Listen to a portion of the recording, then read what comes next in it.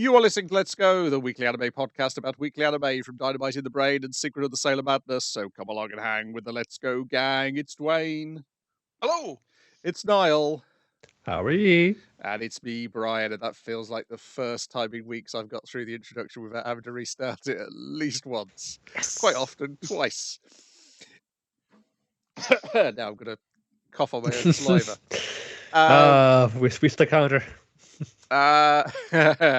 We're talking about anime that aired January the 3rd to January the 9th, 2026, if you can even believe it. Starting with Detective Conan, episode 1187, episode 0. Went an awful long time to give us like the prequel, the origin story here, but okay. For years, the people have been asking, why did he go to that theme park? Why did they go on that ride at the start of Conan? And this gives all the answers. Yes, it gives you... it gives you a story they've already told once already, which is the Shinichi Kudo aquarium case. And then it adds in some material from Chapter 0 to link this case to the very first case. What could, as Shinichi goes, what could possibly go wrong at a theme park? Everyone was there that night. So it's essentially Ran taking him to an aquarium for the purposes of a plan that she has enacted to get her parents back together. This is still when that was on the cards. That's no longer on the cards. But spoilers, there's a murder, but like she's and he's like, we can't go on a date, make your parents go on a date there is the thing at the end, because it's like, because you know there was a murder there, all that bad association. I was like, you can't go anywhere in Bakertown like a person was murdered there within recent fucking memory. So I was like, obviously the string of murders gets worse, and eventually Bakertown becomes not uninhabitable, but like you can't go on a cute date spot without there having been a murder there. But yeah, Rand's actual plan is to actually go on a date with him currently at the aquarium right now. is her plan? Yeah, as far as I can tell. And she's got some clothes she got from a modeling, like it was a modeling gig. So it's like when they stop somebody in the street and go, "Would you like to be a model in our magazine?" And Shinichi explains, "Yes, you're definitely going to be in that magazine. It's not just some sort of thing because of this, and the fun of this story." And I think they do these every so often because they refer to another case about when they went to America, and that is the very first thing, which is in the new batch of newly redubbed stuff, which is on Netflix and Crunchyroll. This reminds me of the Great Grand Canyon Mystery now streaming. Because it's a lot of fun to occasionally remind you like what this would be if Shinichi wasn't having to pretend to be a 6-year-old. It's this super talented 17-year-old who the police just stand around in awe of as he solves their cases for them. And several times he basically says like extremely personal details about a thing and then has to walk his way back as to how he knows those extremely personal details, that kind of thing. Like the thing with Rand kind of going is like, I noticed your lips are a bit glossy. He was looking at her lips. That means he wants to kiss her. So, and I know you don't wear lip gloss. So I know you probably got something to eat, but I know you didn't get greasy food from this specific place because you're on this fucking thing. So you probably got sweets at that place because they're half off today. And it was just like, fucking hell, man. Yes. How do you know? It's like if I can't turn off. Yeah, it's like if Sherlock Holmes was the most annoying boyfriend. I mean, that's kind of a lot of adaptations of Sherlock Holmes as well, to be fair. But yeah, that is true. Yes, but you can also see like what they see in each other by having them at the same age and seeing them together. Yeah, they do have good chemistry when one of them isn't currently a child. Yeah, so it's nice to get that. About that, would you believe? Yeah, you get that reminder, so it resets up the tension of the status quo. And we also get a remake of the original opening, but with all the current characters in it, which is a lot of fun, and in widescreen. So this guy's been stabbed inside an aquarium. Somebody put a kitchen knife in a plastic bag, stabbed him sideways through the ribs to hit his heart. Then removed the blade from under his coat, and we later learn he's been tasered as well before he got stabbed. Because it's just like, why didn't he call out in the middle of the? It's in like the tunnel where it's like all sides are fish. basically. Yes. It's just like, wouldn't you go to one of the darker parts of the aquarium? And it's like, 'cause, all these things lead into each other. So yeah. Yeah, it's very good because I didn't figure out who did it, but when it explains how they did it, you're like, oh god damn, they showed me exactly all the clues I needed to figure this out, and I I'm just figured too out stupid. who did it, but I only had one circumstantial bit of evidence, and I couldn't put the rest of the pieces together. Nothing that would have stuck in court. No. So yeah.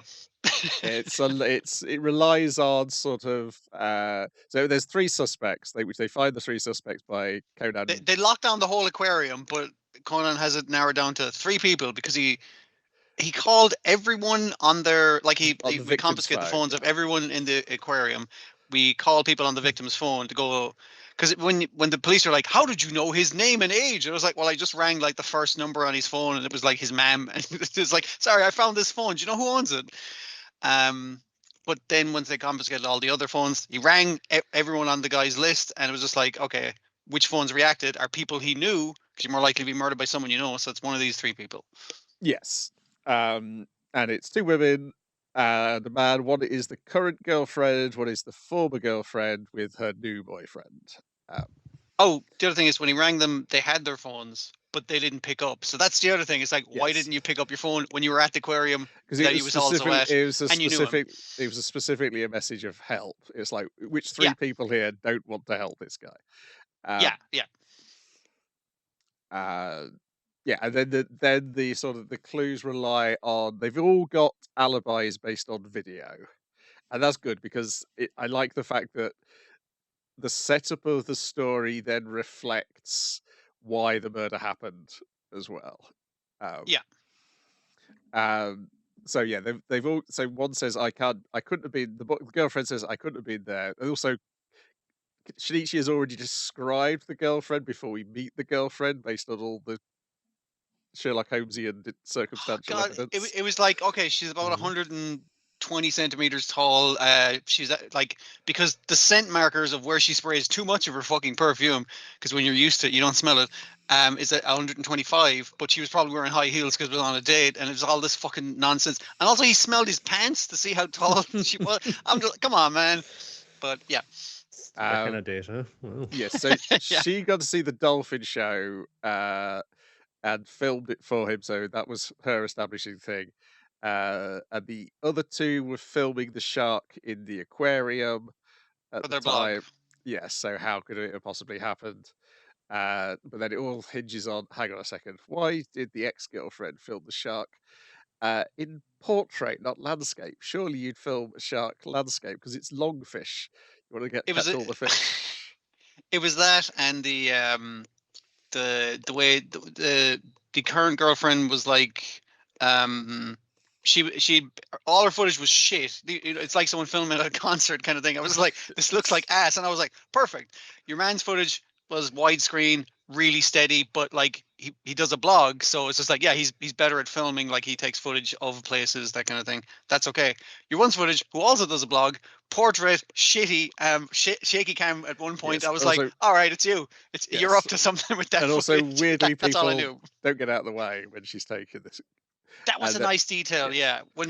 When someone sees they're in someone's taking a picture, you go like, oh, and you kind of duck out of the way, but no one's ducking out of the way of her thing, and I was just yes, like, okay, it's a because nice feature. we see that on the current boyfriend's film, but not on her film. And then the other Hmm. thing is her gloves change color throughout at one point in the story.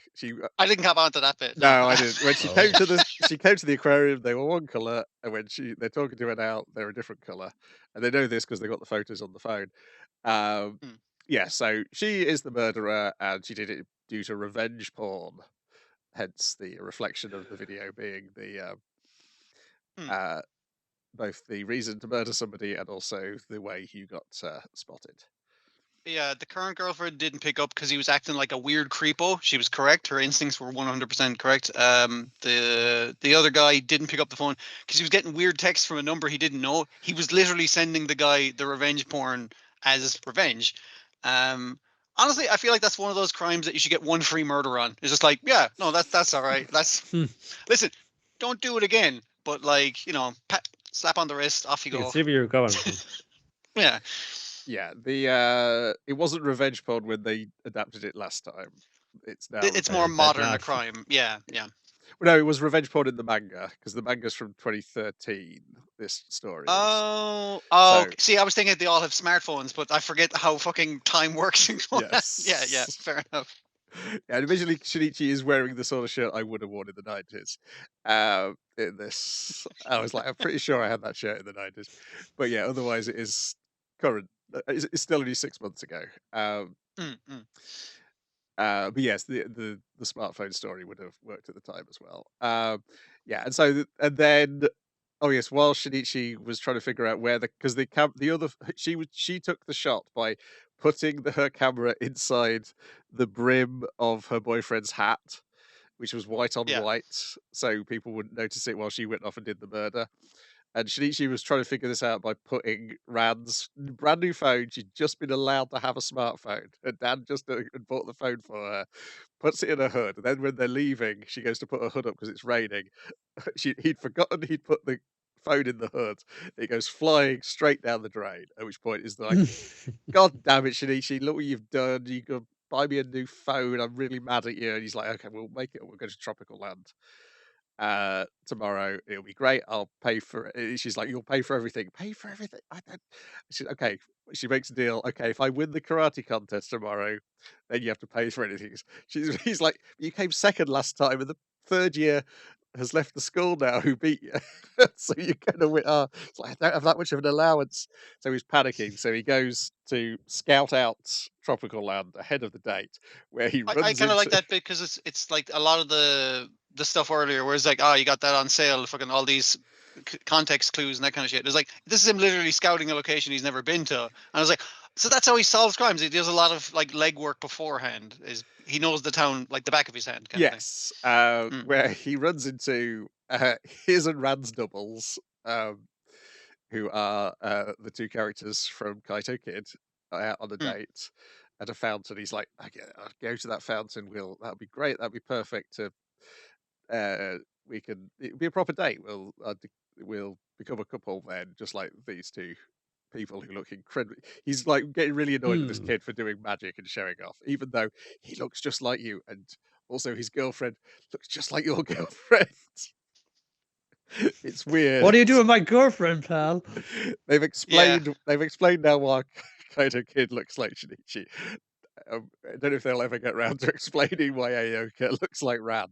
Having that giant spike is just a really popular That's haircut, man. true, and they do comb their Mm. hair in the opposite direction. So Yeah, it's going the opposite way. It can't be Ran. Her spike goes on the right, or was it the left? I don't know. That's you can One tell of them them. apart. they do have This is exactly evil the Rand. they do have exactly the same face.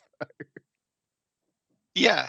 See, one of the things in the show that always throws me, like it has this really simple style. A lot of characters end up looking very samey. So when there's very basic stiff animation, I don't think about it. And one of the guy with the phone in his head, his stiff animation was because his neck was in a brace the entire time, which Yes. is why he didn't notice. And all his footage is like just the way he was moving was very static. And I was just like, oh yeah, I didn't think much of it. It was like, no, that's a clue. And I was like, Yes. this would be more Yeah. obvious if it was in live action. But okay, that's But fine. yes, but when Shinichi runs down through the clues, it's like, oh yes, it was a totally fair mystery. I'm just not a genius 17-year-old detective. Yeah.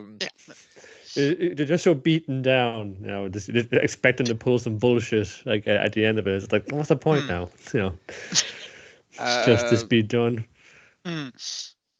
Yeah, he'll never get to that fountain.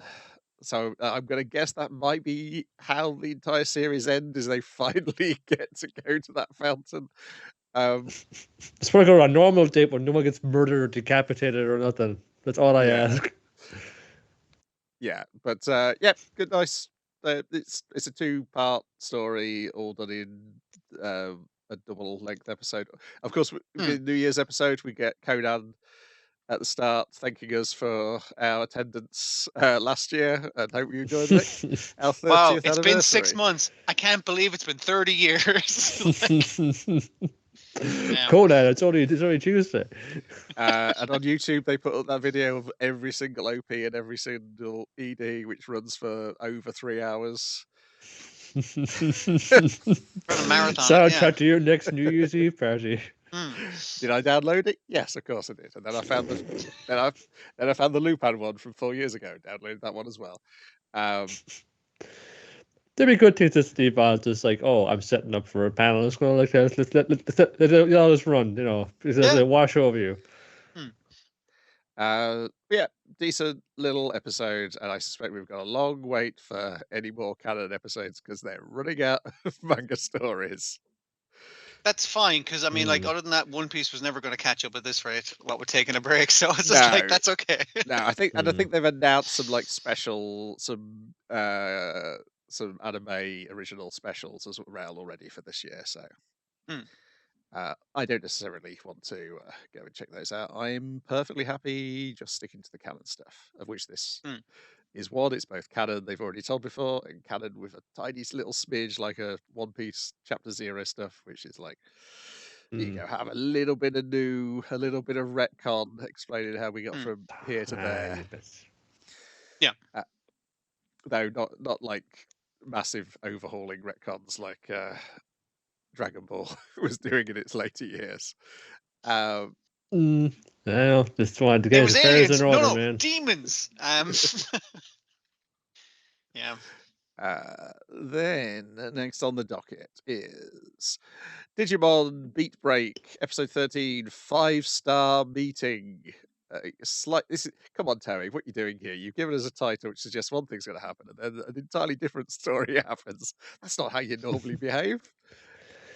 Well, it would show you the meeting at the contents thereof, because it would be like obviously very boring and bureaucratic if they're literally like going over like this. So like we got a budget again with a company barbecue. How's that coming along there, guys? Oh, it's going to be blazing. Oh, I'm actually expecting this fire star. It's just more like call coming in. Who can do the flashiest entrance to show? Yeah. You'd find I'm the boss of this circle. No, I'm the boss of this circle.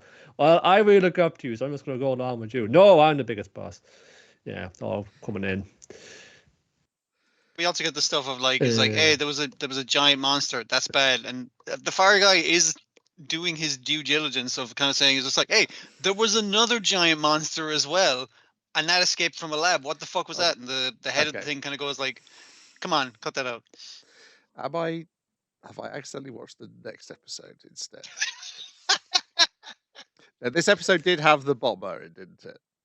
It did have a bomber. Yes. Okay, I did watch the meeting is very like, it's basically your man kind of going like, hey, don't let any more giant Digimon escape from the lab. And your man's like, okay, sorry. And it's kind of like, clearly they're up to shit. But that's most of what we get from the meeting. Ominous talking, some kind of world domination plan. We must restore balance to the world. We are the only ones who can do it. Yeah. Oh shit! We got a year on this as well. Yes. They say it had been like 20 years or something. It's 2049, and 20 years ago there was a fucking a massive Jesus, what was it like? Oh, fucking like a whole part of Japan sank. Like there's a massive kind of fucking explosion of energy. It's kind of like fun giant robot tragedy, a Bashar style thing where there's like a million plus people died. It was a whole thing. That's why a lot of the city is flooded still, and all the things by the shoreline are all busted up. It's basically a bit fun. Oh yeah, the world's kind of been fucking messed up, and what if people want to live inside the egg and feel safe? That's a bit aspirational thing now. Yeah, and I presume the accident was due to them trying to harness the power of Digimon, and currently they have harnessed the power of Digimon, except for all the people going into comas, which is bad. That's a bad thing. We should probably sort that out. Yes, because the bulk of the episode is trying to track down someone who's threatened to bomb this shopping mall. Serial bomber essentially is threatening the thing. So I did like the cops kind of come in and is like, hey, you kids, what are you doing here? And then the secret police come in and was like, stay out of our jurisdiction, regular police. We'll take the kids from here. And just all the detectives going like, help us? Yeah. It's good. They're very threatening guys with devices going funds. Can you help us? We got this fun Digimon thing, and we don't know what to do about it. It's obviously some kind of Digimon bomb. They show them the bomb and it's like, why Digimon your way out of this somehow for us? Why haven't you evacuated the shopping mall? It's like, well, they said if they evacuate the shopping mall, they're going to set off the bomb. It's like, okay, so they can detonate remotely. So yeah, you got an hour to find the fucking bomber. Good luck. Then they all split up, and they all have that like, individual little meet cutes with like They're With, like, evil different- twins. with guys with like they have the team aesthetic. They wear it differently, but they all wear the same jacket. Is the thing you can? They got the same cool green jacket. Yes, and we learned at the end this is Tactics Team 7, who seem to be working for one of the 5 stars, the one who looks like the dad from Fullmetal Alchemist, which is never a good sign. yeah, Hmm. Mr. Sandy. Then like, they are pursuing like they like find the bombers like get this one. This guy is just turning 30 and it's a rough 30. Who has never had like a girlfriend or gone on a date. He channeled all of that energy and his Digimon was born. This little like kind of musty little like black bomb looking dude. Yeah. If I haven't seen this specific Digimon before, I've seen something like this before. It looks like a Yeah. character from like Bobobo or something like that. Do you know what I mean? But I mean, the pair of them do feel like Bobobo has lost his hair, and this is Don, Yes. Don Patch is his monster. But this is Bomber Nanimon, who, I guess he's appeared in Digimon Data Squad, Digimon Digital Card Battle, Digimon World 3, Digimon World Next Order, Digimon World Dawn and Dusk. He's been around. Yeah, I mean they've used old ones like I think the slime monster kaiju was from an old one. The poop monster is. What else is from it? I don't know. Some of the other. Oh, the panda. There was like an android man in a flashback that I was like, Kyo just looking like killing him out in the street. Remember this cool guy from old Digimon? Well, I killed him straight away in a flashback. How do you like that? Yeah. But yes, very much Don Patch vibes, except he's a bomb. Yes, but then they get captured by Tactics and dragged off. But not killed. They just seem to be captured because they seem to think they've got some use for them at some point.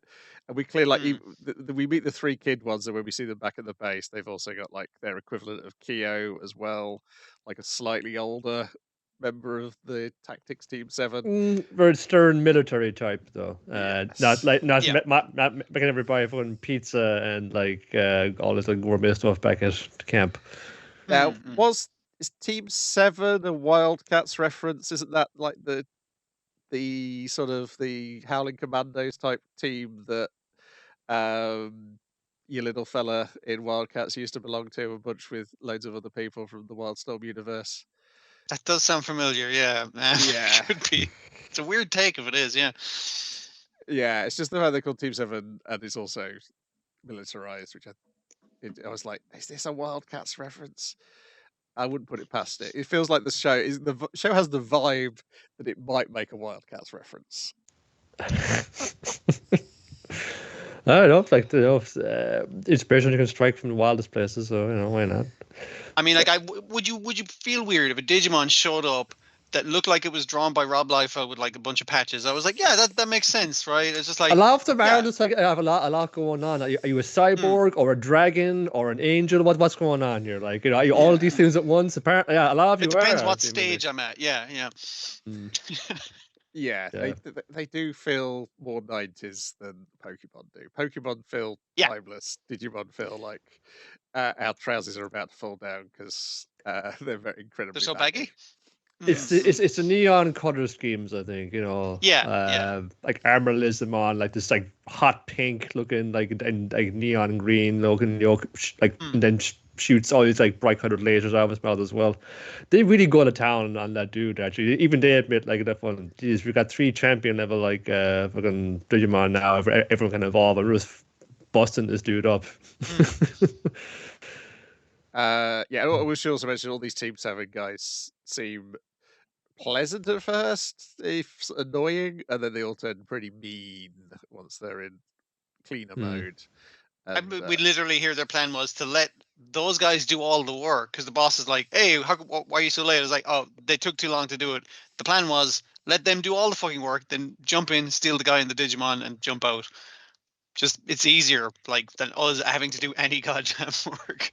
Yeah, but that's all like let their Digimon be sassy like by proxy for them. It's like blocking the attacks and going, is that all? I expected better of you. Yeah, and the main guy has one of those little dinosaur-looking guys that most Digimon main characters had for a while. But it's, So, but it's yeah. dark-colored and serious and cool. Yeah. That was looking like a neon green chameleon. Ooh, those rotters. Yeah, I'm sure they will. I'm wondering if like all of the 5 stars are going to have their own teams of cleaners separate, or whether this is just the God, what's his name now? It is Clay Arslan, is the Hohenheim looking fella. I think the clay thing is because he's the Earth Star or whatever, the Yes. Chinese thing. Yeah. So yeah, so he has sand, Earth based powers, clay, and then what was his name? Ars Bandit. Something. Clay Arslan. Clay Arslan, Arslan. sorry. Yeah, there's Hanoka Sakai, who looks like an idol. Rose Woodville, who looks like a elegant older woman, and then the two arseholes who we've already met. One of which is clearly more of an arsehole than the other one. Yeah. One of them, the flame guy, is like clearly got a rivalry with Kyo, but at some point I'm going to turn into a good guy because I mean, like he's questioning the boss's like thing of letting out giant Digimon out of the lab that they've captured them in. That's Whereas why your fight man, people who deserve it. the guy who runs the what's the evil? I assume evil world organization, World Union or The something World like that. Union. Yeah. The guy who's running that, it's his son or nephew, some relation to him. It's like he got the job because he was related, basically. It wasn't like Kyo, who got it on the pure grade of beating the shit out of Digimon on the street. Chairman Wong is the president of the World Union. Yeah. Voiced by Akio Tsuka. Got a villain? Needed voicing? Get on He's the your phone. man. Then we've got My Hero Academia, Vigilantes, Season 2, Episode 1, Day Tripping Down to Naniwa. Now this tells you exactly what happens in the episode in the title. They take a day trip down to Naniwa for another idol activity. And we meet a crab lady who turns out to be an undercover cop. That was good because I'd kind of forgotten her deal, kind of thing. I was just like, because I was like, is your head a crab? Like, what's your? Is that, oh no, you're just a cop in disguise, and your disguise is good because you're a fucking lunatic. It's the only way that it works. I think she has a quirk where she can cut anything long she does with this. Does the snippiness with her fingers? She can like cut as long as it'll fit between her fingers. She can cut it in two. Okay. I was like, well, it can't do it too because like no, they're down here and it's just like there's like they run into Fat Gum for a bit and it's just like he's just on his way to meet up with Sakauchi from Tokyo. It's here and like a cross district drug sting here trying to track down a dog and thinking, this idol acting kind of shady. Is she one of the secret like drug dealers again? No, she's here on the case trying to find the source of the drugs coming from this fucking or department store. We do get a lot of the cops on this continuing drug thing because they've also convinced kind of Eraserhead to. He's like, I'm not really the investigating type, but I was like, you're exactly the investigating type. He's too young that he doesn't know it yet. Yes. But they get him in on it, and he gets the question. The Grasshopper Brothers. I love some of my favorite random background guys. These two fucking Kamen Rider dipshits show up. Yeah, it's great because the background characters, but they're going to be main characters from here on out, like everybody else. Keep going back in. He's like, listen, you're only using the quirk boosting drugs because one of you is going bald and the other one has dick trouble. That's the only reason that they admit themselves that they're using it. And he's like, well, it's not technically illegal, so I'm not going to fucking ask you anything, but I am going to ask about your supplier and that kind of shit, Yeah, so to get about your brother, like look what happened to him. Like, oh man, bro, that's fun. I didn't know what happened to him, so it's like fun. This is what happened. This is what they're doing to our streets, man. You want to be fun and partaking in that. It's the idea of like, don't go after the users of drugs, go after the distributors of the drugs. It's like these guys are fuck ups, but other than that, they're grand. I mean, and before this, Koichi and Pop run into Fat Gum after they help him out because he thinks somebody's stole his food, and He goes, "No, it's here. The food's here." And then after Mm. the criminal he's beaten up, he then tries force feeding him some of the food because he's like, He Mm. was he "My was going to give him a hit apologies." for every one of his 24 box takoyaki or whatever the fuck it That's was. that's probably a form of torture because they're the lava balls. So. This is after Koichi has had to Travel stick on the himself onto the bullet train train because now that he's so excited that he has a new power, not that he was hanging onto the bullet train all the way fucking, well, not all the way there, but to the next stop, basically. Mm. That's cool. It's good. Like when he really had to, because I thought it was always this repelling force, but now it turned into an attractive force when I fucking really needed to stick to the side of those trains. I'm like, maybe I was always doing that in the back of my mind. When he's like taking tight corners and shit. Yeah. Yeah, I kind of like seeing this like he was like this like it doesn't seem like that great of a quirk or a power like that, but it's like very gradually sort of like still within the bounds of how it works originally to like happen to it, and then I think it's like and then the Deku just got power of like 10 powers at once, and I mean it's like combined. Yeah. It's not as like as like fulfilling to see just get everything handed to him like that. Yeah, because the way Koichi's thing works is it is more like how comic book powers work, but it's also from playing loads and loads of superhero role-playing games. They often have the power stunt rule, where you have your power to begin with, and then if you can try and think of a clever new use of that power, you get a chance to that then becomes part of your versatility with the power going forward. Yeah, so in all ways, this feels much more like a superhero story I'm familiar with than the original one was, including Fat Gum almost accidentally giving away that his secret mission to these two civilians as he's giving them directions. That feels well, they were just so nice and they helped him out with his octopus balls, but he's kind of like, I won't tell you that. Whoops. Yes, he's that's good because I'm going there because of no, hang on, no, Fat Gum, you're not supposed to say that out loud to civilians. To get more takoyaki, am I right?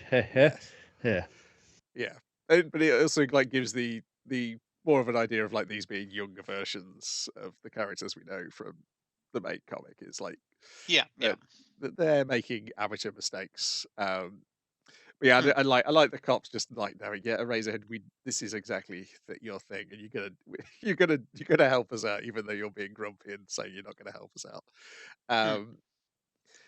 Because he's a use because I guess he's like the official version of the Vigilantes in that he feels like the street superhero in this. Yeah. Where he pays attention to the people in the neighborhood rather than coming in and trying to be a celebrity. Well, I suppose not every person who must be here as a power that lets them to stop a comic about a strike about shit the earth. So you need somebody to fill these gaps in the lawmaking thing. And in terms of arresting people, switching off their powers is a really, really useful one. Yeah. But I like this in a recap up front, just reminding again, see there's these little hints again of this has been a phenomenon that's been studied for many decades, more than a century now, based on what knowledge you have of the world here. There's we're all learning in school that someone once said that a society where some people are superpower will inevitably wind up being being oppressive. It's just but we made a system to solve all that called the hero system, which was completely benign and not open to abuse at all, and everything is fine now. It's just but it's still that lie is still there. That fucking imbalance is still there in the society. And you're literally born with a thing, but your thing isn't quite as good as this guy who can do it professionally, so you don't get to use it at all. It's just that doesn't seem right. And then because the cop has had to go and do some cop stuff, Pop's got to take over driving her little mech, her crab-themed mech, to promote the restaurant. It's like a power loader suit kind of thing, but very crab themed because they didn't have the thing that she's promoting does not have the mascot costume. She's not even the idol of the thing. She's actually just the saleswoman, but close enough basically. She's the cutest gal in the office, so we had to stick her in the mech. Yeah, it's all based on that famous restaurant, which I think closed recently in Osaka, which has got the giant mechanical The big crab. Yeah. Oh man, poor crab. I'm sure they'll keep it in Like a Dragon games. Again, I think I like about this weird world and stuff. It's much more thoughtful about the world building than My Hero Academia. They're basically going there to promote the shopping mall that Pop promotes, I guess. And lots of businesses are promoting their business here, but it's all with their own idols and their own mascots and all kinds of. And I was just like, yeah, that sounds like an event that people would. And the way the superpowers and mech suits and shit come into it, because it's like those exist in the world. Obviously, we're going to use them at this event. Yeah. That's pretty. Is there a cliffhanger beyond the cop going to? I think the cliffhanger, yeah, is her reveal of it's like I'm about to get like she's putting on the tactical vest and getting the gun out, and she's going to be in alone until she can prove that they have the drugs on them that they're currently shipping. I think that's like the weakest part of the episode, is it doesn't really end on a moment. Yeah, because they ate up a bit at a time, like doing the recap of things as they see the get in there. Despite featuring so heavily in the opening, folks don't be expecting too much knuckle duster appearing in this. I was thinking that as well, man. Yeah. Story. I was kind of hoping they'd cut away to like, what's Knuckle Duster doing? It's just him reading the Sunday newspaper. It's like, what's Knuckle Duster doing? It's like going to the shops. Like, I suppose he will appear in an abstract manner. We'll let you find out what that is when we get to it. But yes, he's very much not appearing in this film for this season. He's in the opening because the visual is great, but it's like, nope, it's going to be mostly these main two, and all the happy rest of the he's cast still well, out there. He's still alive. Yeah.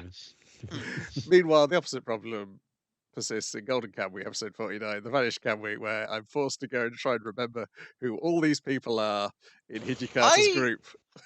Listen, I'm not going to remember everyone's name. That's just a given for me, unless they have superhero names, in which case I will. But I was looking at the guy, I was like, there's the world's worst detective. It's like, there's that fucking guy. Like, I remember that guy with the scar on his face. He was introduced with the other two guys naked. Of course. Yeah. You know, I was just like, yep. Like, as they were going through them, I thought, I was like, yeah, I'm catching myself up to all these guys. I didn't remember their names. Yes. There's the Ainu guy from the 7th Division who was sent away from Surumi with the other guy who's he's a double agent. He's a double agent for Hijikata. It's kind of insinuated that him and the Japanese James Bond guy are a couple to a degree. There's the other Ainu guy. There's my favorite guy. Is it Kanekura? The man who was luck in the world. Yeah. I call him the worst detective in the world for his luck is so bad. But yeah, it's when they mentioned the Sapporo Brewery in this episode, I was like, oh, good, that's next episode. Is that next episode?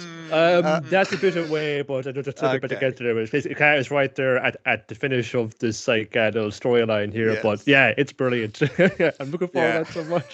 Yes.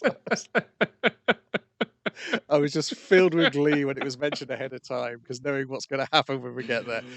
We've got the guy from Woodpecker's office, the poet, slash reporter, who gets beaten up by a masturbating detective when he figures out where the copycat Jack the Ripper's going to strike next.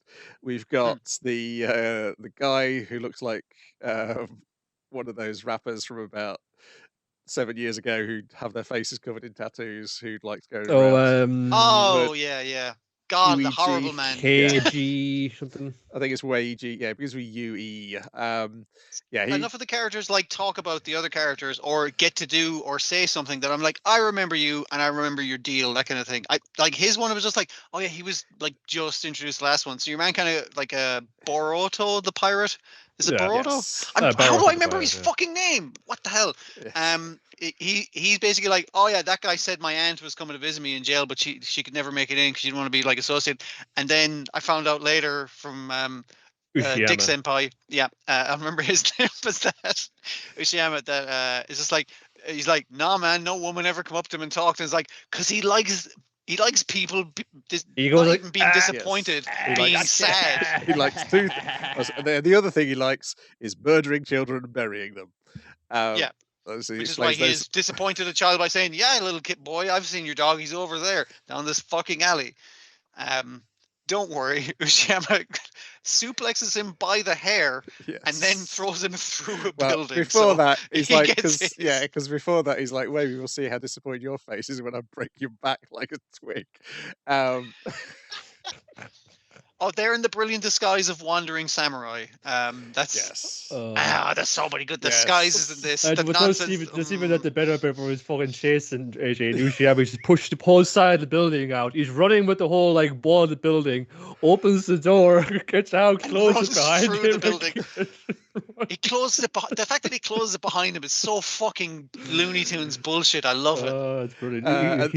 He's a gentleman, though. He's gotta do it just so. And then we cut Yeah. to the Sugimoto group in a restaurant having a fun Having time curry. with each other, dropping spoons, laughing at people dropping spoons, and then Ushiyama and Luigi crash through the wall, and now being followed by Hijikata and everybody else, which causes them So to they're reintroduced lose and the tattooed guy because Sugimoto and Hijikata he is fucked up, but he gets away. But I like that they try and de-escalate. It's like, whoa, we're kind of on the same side here, and Fujimoto and even Ushiyama's kind of like, yeah, come on, we don't need to fight.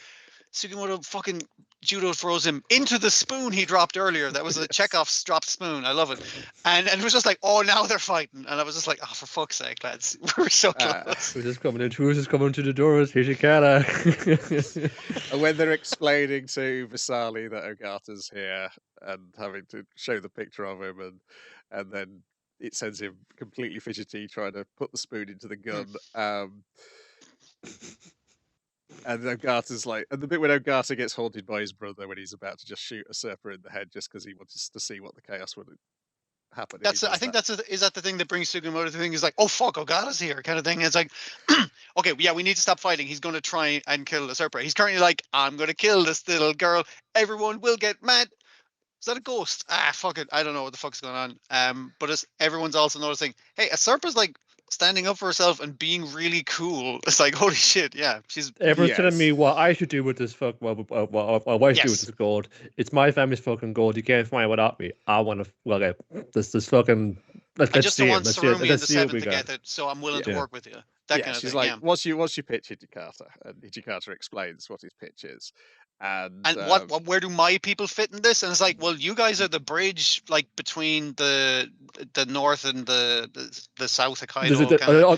You're also the bridge to Russia. The peoples, like, and the Russian continent, and and you, because you're half Russian, Polish, half Ainu.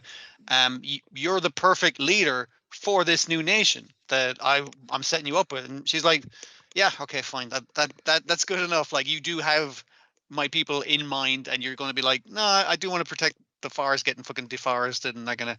She's more like look across that when we come to it, pal. But let's see what we got and try and evade immediate fucking death and danger here. Yeah. Pointedly, though, we have Al Burglar going. This is only slightly better than Sarumi's plan. It's less. I don't give a fuck about the Ainu. The Ainu are part of this plan. It's not great. And Serpa is a little too much part of this plan because he's like, and you'll be the perfect person to lead them. You didn't ask me, you little girl. Yeah, what you want is irrelevant. You're the person I've picked for this, basically. Yeah. Yes. You can see the great deed I'm making here.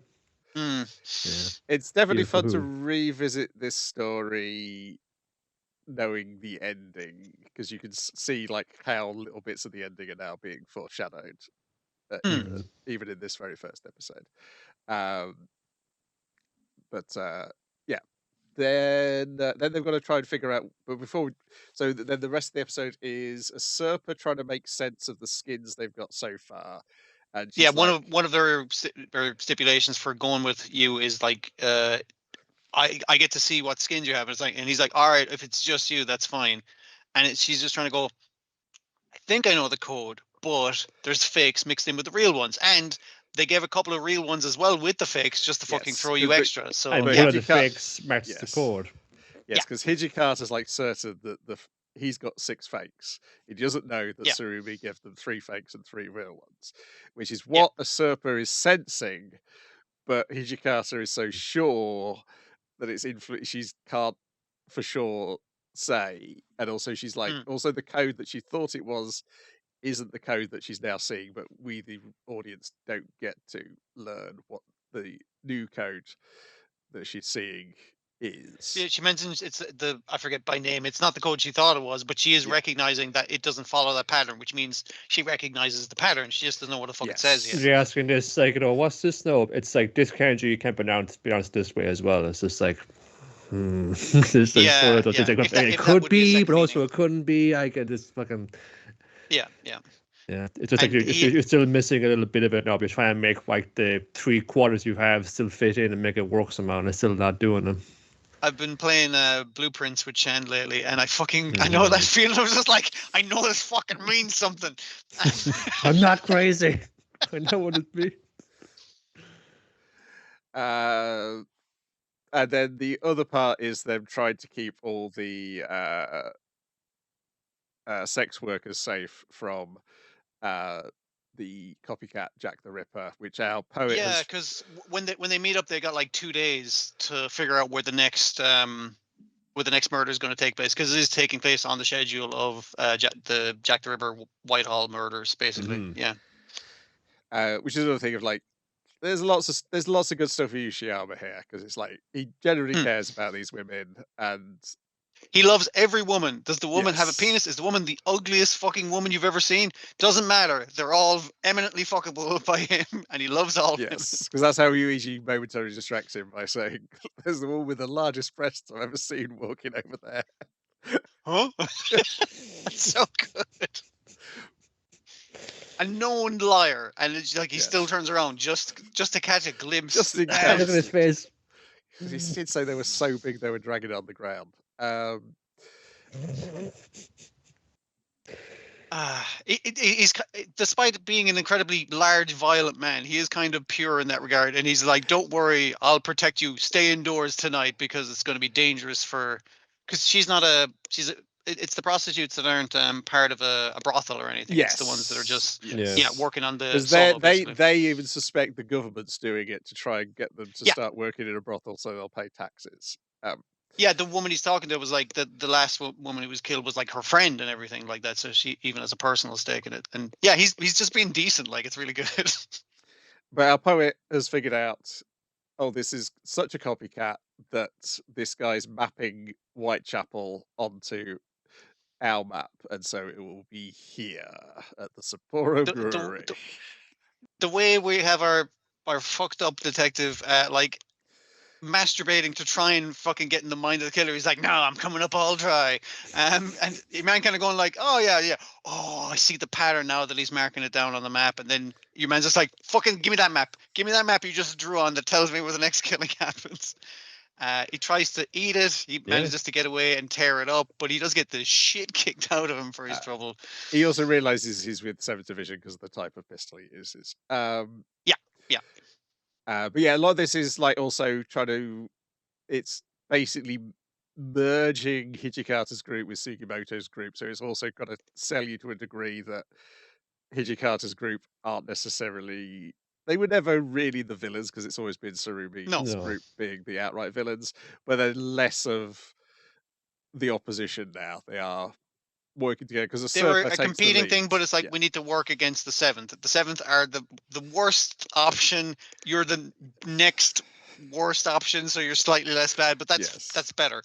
Well, which of these factions is the one that is like actively trying to capture and or kill a Serpa to get to the gold? Yeah. Put your hands up. None of us here. Nope. It's just those fuckers. We literally want to make you the president of the new country I'm making. It's just like, I didn't ask for that, but I mean, like, at least that's you have my interests in mind. Yes. So it's a slight improvement. And they demonstrate this by them getting drunk and having pillow fights. When your lad comes in, the second in command comes in to tell them off and go to bed and just gets a pillow thrown straight in his face, and that's the end of the scene. Beautiful. Fucking gorgeous. The show's so good and intricate. Sorry, no. It's just like, man, deserved this as well. He was so proud of man, a journalist at phone saying, like, why did you tweet that beat man phone saying, well, a guy like phone rude at the phone, like, the killer be walking the streets, and then it's just like, no falls out from his quote. It's like, well, man, there's a newspaper article here about like, from the top Iran is like visiting like the Sapporo right now. You just tell you, you just wanted to get a shot with her, didn't you? And it's like, I was proud of you, boy. I was just so proud of you in that moment. I thought you could turn over a new leaf. Yeah, because she gets to pick who she fucks. But yes, the thing of the intricacy, like all these things, and it managing to weave it together in a way that like isn't too confusing. And so many characters, and the stupid dumbness as well. Like it's such a fine balance, and it does it so fucking well, and I'm always impressed. Yeah, and do you pause and remember, like, there's still so many characters who are not in this episode, even though this episode is absolutely packed with characters. Yeah. We briefly see Surumi at one point just so he can explain his plan with the giving the wrong skins. But it's like, yeah, there's loads of people from. We didn't see much of 7th Division in this. We didn't see Sophia. All the other factions which are moving in on the story. We did. At one point when Acerba is explaining the skins, we do see a bunch of characters who are not here, and we have copies of their tattoos. And we have your man, fucking what's your man's name? He's constantly flexing when everyone else is staying still, but he's just flexing. The Charles Bronson guy, yeah. That's it. Yeah. Oh man, just so it's like, hey, as all these other guys you like as well. It's like, hey, I do like all these guys. Yeah.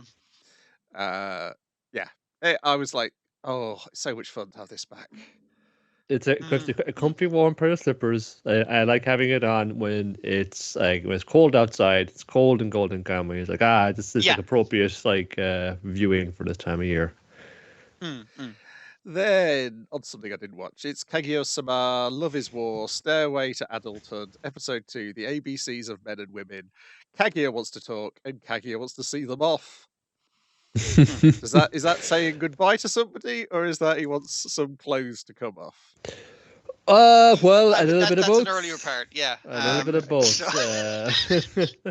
So the things seem to be like aligning. Everyone is. I guess it's Friday night. It's like what's everyone doing? Oh, like I'm going to go like play werewolf. Like no, I'm going to be a nerd. Werewolf, and then we see Among Us, and I was like, all right, you just couldn't say Among Us. I like that. Yeah.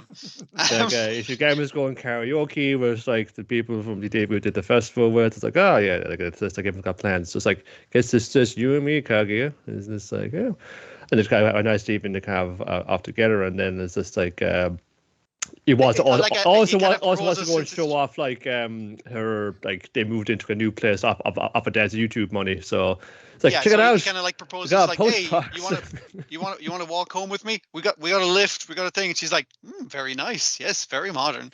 You know, you're talking to like ridiculously rich girl kind of thing, but yeah. Yeah, and then it's like check out my room. The bed's real soft. I didn't mean that in like a. I'm not trying to suggest anything. I'm just pointing out that it's a nice. I'm gonna shut up. No, it's fine. It's like okay, it's not coming home. Actually, she's staying over as they're all playing Among Us together, and we got a call from like dad. It's just like, hey, it's me. Like I'm out like on a total rager with these dudes, or. He's at an influencer party. I know he said no, it's saying he's going to be out, but then like he calls back later and say like, yeah, like won't be able to come back out. It's just like that I'm about getting too old for the shit. It's like, oh, but dad, like, wait, when? Oh, I see. And maybe I'll stay out for a bit longer after all. I'm going to stay out until like tomorrow afternoon. Like I'm going to party till then. Like it's like you're lucky you got a dad who can read between the lines. It's like hangs up on him, refuses to take any more calls.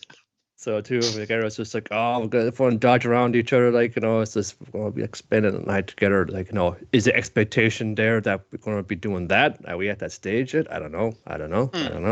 It's like, a lot of like the awkward kind of things of it's just like so what are we doing? They're just talking about their friends and stuff that's happening around and things they're into. It's just the usual fucking talk. And then it's like, well, time for bed. It's like, do you want to wear my sister's pajamas or like my shirt? And she's like, your shirt. And he's like, okay, I'll set up. And he's like, I'm gonna set up the futon in the living room. And it's like, okay, yeah, we weren't going that way. She seemed tired. Like it's grand.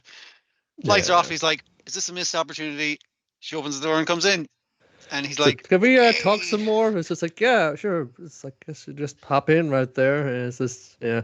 It's just give them all my close street and it's like, I guess, like, did we do this? It's like, no, I guess I'll give you a little kiss here. And it's like, no, just start smooching, I guess. No, we just make out. It's like, oh, okay, I'll lean somewhere. It's like, oh, go too fast. Okay, it's slow down. It's just like, no, yeah, it's okay. And I appreciated the conversation they had where Yeah. he's like, listen, we don't have to go. We're not like, we're in no rush. And she's like, are we not in a rush though? Because you're going off to fucking college in America. And he's like, listen, statistically, guys who get some like are more likely to cheat. So I'm doing myself a disservice here. So I'm not going to. I usually he made up front of points saying, look, you know, it's not that I don't want to, like, you know, with you. It's like, I want to make sure this right. So it's just like, and it seems like, you know, it's all cool. So it's like, no, baby, let's hop in the bed and we'll cuddle, like, you know, we can just like smooch a little bit, you know, and then I noticed even bit in the comic, this like cut to like the dawn is coming into the window, and there are clothes strewn all over the floor.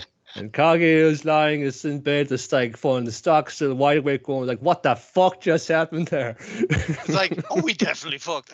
Like, and I think that was the right way to do it. Like the kind of awkwardness leading up to it, and then it's like and then that gets done in like it just happens sometimes. Yeah, it just goes. It just happens. It's just normal, and that kind of comes up in the second part where she wants to talk with like girlfriends to her former servant, but now her friend, where she wants to like let me tell you about it. Not in explicit detail, but it's like the general things I was going through, and the normality of it is one of the things she really likes. It's like we're just like a regular teenage couple. Like Hayasaka is like for a while going, you actually went through with this, you.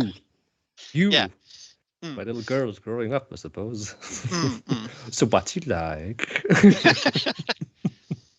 And it's kind of like it kind of moves between her getting embarrassed that Kaguya went the whole way, and then when she's like, "So you guys fuck," and it's like, "Just don't say it like that," because then don't mean it like that. It was a very the embarrassment moves moment. back and forth between them. It's really funny, yeah. Just really nice. You know, it's just like it's again, it's like an opposite. Just like for like a regular, just like, you know, fucking high school sweethearts, just like, you know, getting together after days like that, and then it's like doing stupid things and fucking up sometimes, you know. It's just like, you know, her life's always been literally been laid out for, you're going to be like this, you're going to be that, or not even like you're not even like, you know, top in line to inherit the family estate or anything. You just have a lot of money, basically. You've also made to feel that way. That is your function. That is your thing. It's all polar values. If one, like, nah, just want to just literally fuck around sometimes. That's fine too. But it's all like, you know, it's like, oh, well, it's like, you know, it's part of such sweet sorrow though, because it's this, well, he has to go and take up that scholarship at Stanford sometime, which means he has to go sometime. And because it's going to be perfect, you know, I do it like in the movies, I see him off at the airport, and she fucking sleeps in on the day, and everyone's at the airport. She spends all night thinking about what she's going to do and how it's going to go and all the fucking scenarios. It's like, yep, she sleeps in. Everyone else is there to see him off. And he's like, well, everyone gets to say a little goodbye. And he's like, all right, thanks everyone. Yeah. No, it's fine that Kaguya's not here. I'm genuinely not upset. It's grand because I'll be back on holidays and we'll chat over. Yeah, it'll be grand. Flight's just left, and then, like, you know, it's like, is he here? It's from Kaguya. Like, he's the plane just left. You missed him. It's too late. And it's like, you know, it's just freeze there. It's like, you know, it's just like there or there. And she is like, just goes bursting into tears. Bawling, and crying, then crying, walking up to the ticket office, bawling, crying, boarding the plane, bawling, crying on the plane all the way to California, and she meets him there before he actually lands. Him at the airport still. It's like, and he's like, I forgot, I'm rich, and I can just fly out here whenever I want to. Like, oh, I'm gonna fly over every fucking weekend. Every weekend. Yeah, like, yeah, cool. And even when they cut back to the student council office, it's like he's just there on video chat with them. It's just like, yeah, it's perfectly fine. Like, there's nothing. It's not like he's that far away with interconnectivity and that kind of stuff. Isn't it really like late or early where you are right now, Punted? Yeah, well, you know, I'm well used to sleepless nights, having to, like, you know, be into like a rich person's school without any like money, but you know, it'll be grand. It'll be cool. Again, just like this long foul is like, you know, it's not going to be a so kind of perfect thing. It's not going to be kind of glossed over thing. It's just sort of, yeah, it's messy, it happens sometimes, but it's genuine, and there is, like, you know, doesn't mean it is kind of like special. You know, again, I've always enjoyed the just acknowledgement of these things rather than trying to, like, you know, euphemize them too much. Cutting back to Kaguya, adult Kaguya, and he was looking at the box of memories, like, wow, those were the days. And then her presumably hubby at this stage comes in. They're adults now. We've fucking done a time skip. Ha ha.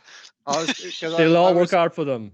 Yeah, I was going to ask whether this is a full series or whether it's a shortened series because it doesn't. I was like, it doesn't seem like there's much more of the comic to adapt after this point. In the comic, there's a load of dramatic shit, and There's like, a weird thing because we come down to the battle for like Kaguya family succession, like who's going to inherit the estate. and it's not that so much that she's going to inherit it. It's more so that she's a piece to be played by her brothers and that kind of shit. But and it's this big dramatic thing where all the friends come together, and I'm like, I'm kind of hoping they just dick around more. You know what I mean? That's my favorite part of it. And obviously, well, some dicking around happens in that. You know, it's serious business. We're going to take on this like kind of what feels like a very mobbed up family. We're going to take them out the power of the student council. Nothing can stop us. But also, you're getting a new anime ending. Yes. Yeah. Let's see how that goes. So, upcoming animation. But so far, it's been adapting the stuff that I like. Yeah. So yeah. Because it did feel it was winding down. Then suddenly, oh my gosh, Kaki has been kidnapped. You gotta go rescue her. Yeah. And it's been like kind of sideline everyone like get their like their little like their storyline rounded off. I feel like it was like this fucking like derailing all of that. But we got all that nonetheless. So it's like we got one last caper to put a capper on things, and it's kind of divisive whether that was like the best use of his time or not. You know. I was just skimming through the episode. I did like the line about him not believing that his ancestors could have possibly have had sex. Him trying to just study like normal, and then like just think about it, like I touched the naked body. What the? Yeah, just freaking the fuck out about it. It's very normal and human, and just they're very intelligent, evil, conniving, planning children, but they're also stupid motherfuckers whose hormones get in the way. Like that doesn't go away as you get older as well. That's just like you just have less experience now, so you're even more confused as to it happening. Yeah. Then we got Hell Teacher Nube, season 1, episode 14, the pillow flipping dimensional yokai. I have not jumped back on with this. Possibly should have done based on the one thing I did watch. I won't be watching next week. I heard this was a good one, but I didn't have the opportunity to get around to it. We've been doing a lot of time skips, and this is another time skip. This is another one, yeah, I've heard, but like, that's interesting. I know this is all yokai business, but it's like, you know, cool to see what they imagine their horrifying futures are. Everyone's future is good except for the main redheaded girl who works in a shitty office that's been run by the Fox Demon guy. He's running like a prick as well. But yeah, she's 26 now, which I think is, what is that, 15 years or something like that? A jump into the future. I think she's 11. But anyway, and she's like, but I remember being in school like it was yesterday. But then all the memories sort of catch up on her, and it's like, wow, everyone has this amazing life except for me. How's Nube doing? Everyone's like, I'm changing the subject or leaving. Her best friend is now going out with the boy that she should be going out with. Sorry, going out with. They're married with 3 kids. So it's definitely like big difference there. A big difference, and it's just like, yeah, she's not doing well. It's like, well, how's Nube doing? They're like, we won't want to talk about Nube because when she gets them, he is fucked up, hospitalized from that one time they tried to steal what's that fucking tiger demon with like a stinger on its tail that can cure shit. I can't think of the fucking one anyway, but they do that. The fucking. Yeah, it is. They try to steal the poison from the Nube to cure someone, and Nube fights it to save them, but he gets completely fucked up and like partially comatose, missing. Is good arm or his bad arm? The non-magical arm. I'm gonna say that. Okay. Yeah, it's good. I'll just go. I'll go over the whole lot if you want. The basic thing is she manages to wake him from his like stupor kind of thing, where he's like, oh yeah, you got a pillow flipping demon on your back, and it's like, this isn't it's like, oh, he's put you in a dream. It's like, no, he's put you in an alternate reality where your life turned out shit to laugh at you, I'm going to tell him to send you back now. I was like, so she's like, so this reality still happens. He's like, yeah, for me, this reality still happens. I'll see you back when it's like fucking 15 years ago and my life wasn't fucked up. Bye. And I was like, okay, Jesus Christ, It's that's a vision of things as they could be. This and is they a definitely warning. did turn out in one fucking reality. So Get your fucking life in order, 11-year-old girl. don't steal a tail off a Nube so I get fucked up. Like, don't do that.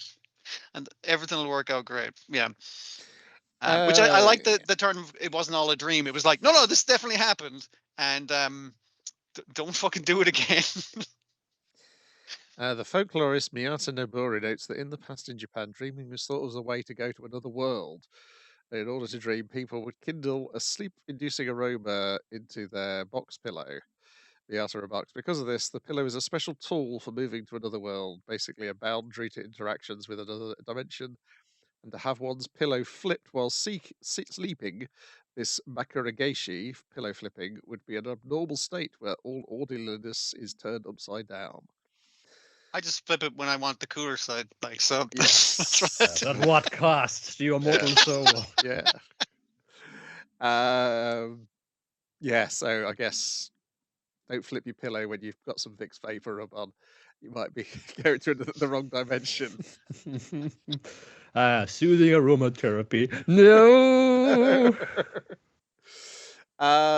Meanwhile, I did watch these two things: Jujutsu Kaisen episode 48, Execution, and Jujutsu Kaisen episode 49, One More Time. Yeah, that kept popping in my head like I'm reading that. This is... Yes.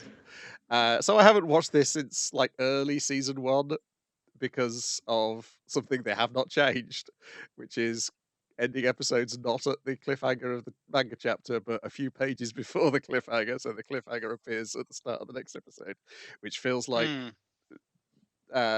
pacing for streaming. So you'll just go straight to the next episode, which you could do this week because there was 2. So that worked for me. So that was a benefit, sure. Yes, it helped.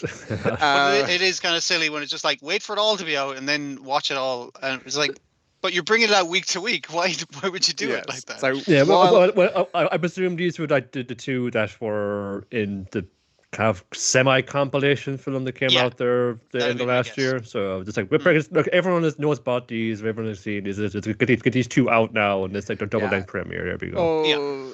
No, I think that film was mostly a recap of the Shinjuku incident. So I don't know whether it was both. Wasn't the rest of it? Okay. So I know some of it was in the films. I guess at least episode 1 then. Yeah, I would. Yeah, I could see episode 1 being it because of how it ends with Yuta stabbing Yuji in the heart, going, "I'm the main character." No, this is my series. What are you doing here?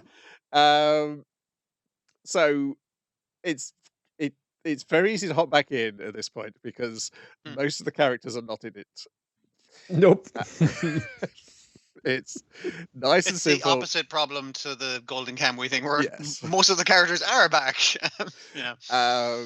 So we got Yuji and Big Brother Choso are hunting the curses which were infested Tokyo after the Shibuya incident.